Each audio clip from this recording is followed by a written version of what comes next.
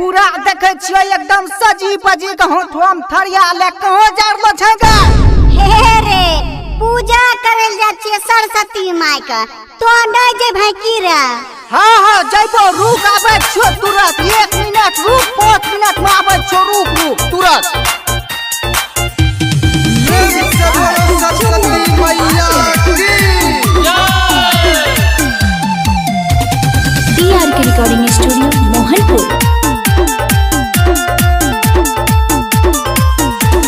चुंदरी चढ़ै भी की आरती देखे भी सरस्वती मैया के केना माने भी। तू चुंदरी चढ़ै भी की आरती देखे भी सरस्वती मैया के केना माने भी। मैया के सेवा करबै पूरा हेतिया, मैया के सेवा करबै पूरा हेतिया। हम पूजा प बैठबै कलिए उपवास। तू चुंदरी चढ़ै भी की आरती देखे भी सरस्वती मैया के केना माने भी। हे रे सरस्वती माई के हम बढ़िया से मनेबै, चुंदरी चढ़ेबै, आरती लगेबै और कहे छियो फल उल कोन चीज सब लागे छै रे। सेब नारियल पूजा में लागत तब तो हर गे भाग जागत। सेब नारियल केला चढ़ैबै, सब मिल के खुशी मनैबै। जयकारा लगैबै पूरा हेतिया, हम पूजा प बैठबै कलिए उपवास। तू चुनरी चढ़ै भी की आरती देखे भी सरस्वती मैया के केना माने भी।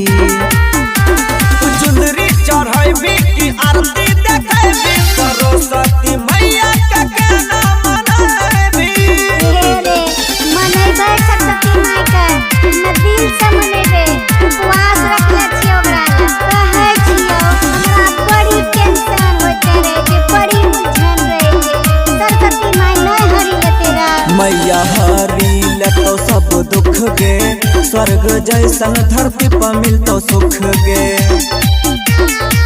वीणा वाली के महिमा महान छै, हिनके विद्या से दुनिया जहान छै। ममता भोजन गाय के सुनाबै छै यार, हम पूजा पे बैठबै गौरव कलिए उपवास। तू चुनरी चढ़ै भी की आरती देखे भी सरस्वती मैया के केना माने भी। तू चुनरी चढ़ै भी की आरती देखे भी सरस्वती मैया के केना माने भी। DRK recording studio Mohanpur.